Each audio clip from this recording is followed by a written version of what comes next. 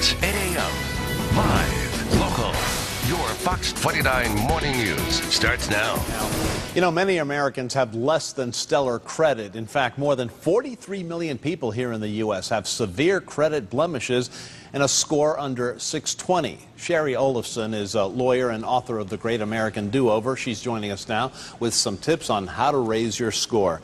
Good morning, and thank you for joining us once again. My pleasure. First of all, how is that credit score calculated?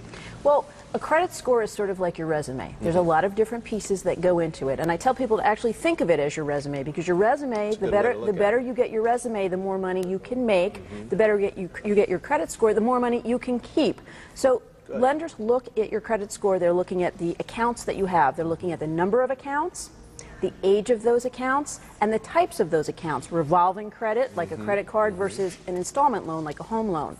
They're also going to look at the late payments you've had, the severity and the number of those late payments, and they're going to look at your total debt and something called the utilization rate, which is the percentage of the credit that you have available to you that you're actually using. So if you don't have, like we said, less than stellar credit rating, how do you raise that score? Well, that's a great question, and here's the great news, is that we do have some control over that. We can do that. There are a lot of ways you can do it, but I'm going to tell you 5 quick things that you can do to fix your credit. I'm all ears. Great. The first thing you have to do is you have to pull your credit report, and you can do that at myfico.com. It's about $20.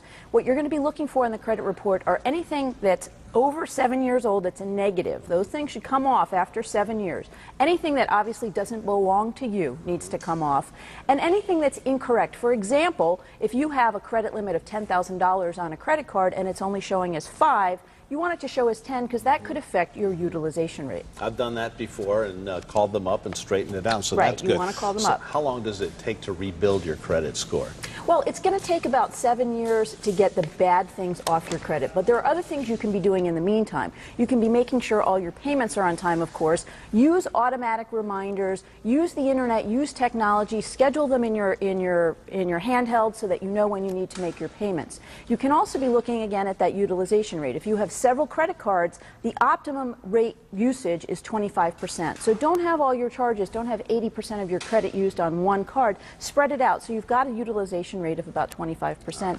You can also look at maybe closing some accounts, close the newer ones, not the older ones, and use the simulator at myfico.com to see what would happen if you close certain accounts. Great advice. And just for our knowledge, what's a good credit score? Nowadays, anything over 700 is you're happy to have. All right. Glad to have it. All right. Thank you for being here once again. Shari will be here again next Wednesday to talk about how to find a realtor. If you have a question for her, email us at fox29morningnews@wflx.com. Thanks again. Thanks. Roxanne. It's 19 or 18.